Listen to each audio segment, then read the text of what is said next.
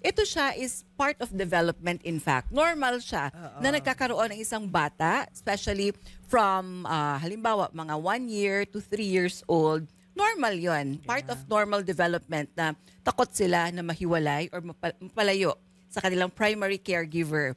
But pag ito ay persistent, lalo na pagpasok sa school, ito na ay parang nagiging concern na siya. No? Because again, mayroong siyang mga implications. For example, nagkakaroon sila ng mga signs and symptoms like crying, excessive crying, clinging behaviors, hirap sila na may mga takot sila kung anong mangyayari na possible mangyayari sa kanilang primary caregiver or sa kanila kung sila ay mapalayo. So, kahit nagkakaroon sometimes ng umaabot sa point no, na hirap silang makipag-play kasi nagbabantay sila lagi kung nandyan pa ba ang kanilang mga parents, nagbabantay pa sa kanila.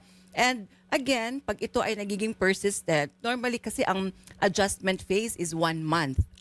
Pagpasok sa school, lalo na pag mga toddlers na first time in a school. But ito, kung ito ay persistent, more than a month, meron pa rin.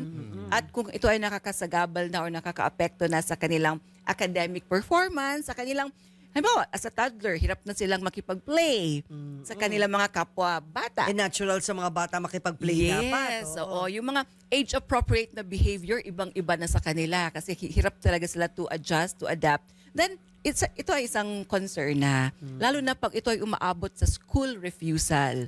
Kasi sometimes ito na yung extreme na because of sobrang takot nila na mapahiwalay from their caregivers, ay ayaw na nilang pumasok sa school and it can be considered as an emergency already. May mga cases kang hinandle na ganyan, Doc? Yes! School refusal is a psychiatric emergency. Anong ginagawa niyo, Doc, kapag ganyan? Paano niyo i-condition yung mind ng mga bata na pleasant ang dapat niya maging experience sa school? Yes, oo.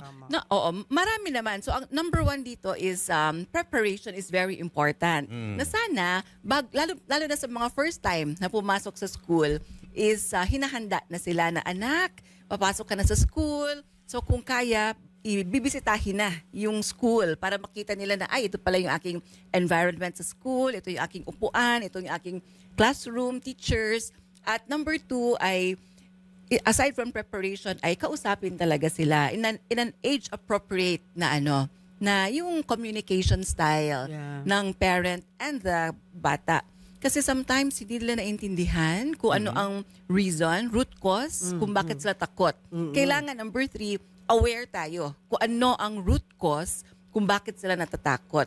And sometimes, marami siyang mga root causes. And marami mga risk factors, in fact. Para sa isang bata, ay nagkakaroon sila ng takot about being separated. So, ang issue dito, ang concern nila is safety. Safety talaga siya. So, it's about safety nila. Takot sila na kung wala ang kanilang mga magulang, magkakasakit sila, may masamang mangyayari. And takot din sila about the safety ng kanilang parents. For example, kung sila ay mapahiwalay, na may masamang mangyayari at wala sila dyan. Pag uwi nila, wala sila doon. So, ang ginagawa for the kids is, ini-enlist din namin ang collaboration sana with the school. Very important ang collaboration ng family and ng school, lalo na sa mga toddlers, na sana yung ang school sana is very conscious sila to make the school a safe space para sa mga bata. Ibalik nila yung halimbawa yung kamustahan, nasa start pa lang to make sure na lahat, they are feeling good, excited sa school, kakamustahan. Play is very important kasi ang mga bata, ang play kasi very important yan sa kanilang development. Not just emotionally but socially, na meron silang mga parang nadidistract sila na instead of bantay sila ng bantay, parang nakaka-socialize sila with the other kids. And ang important also is to help also yung parents na tuturuan sila to be able to set boundary.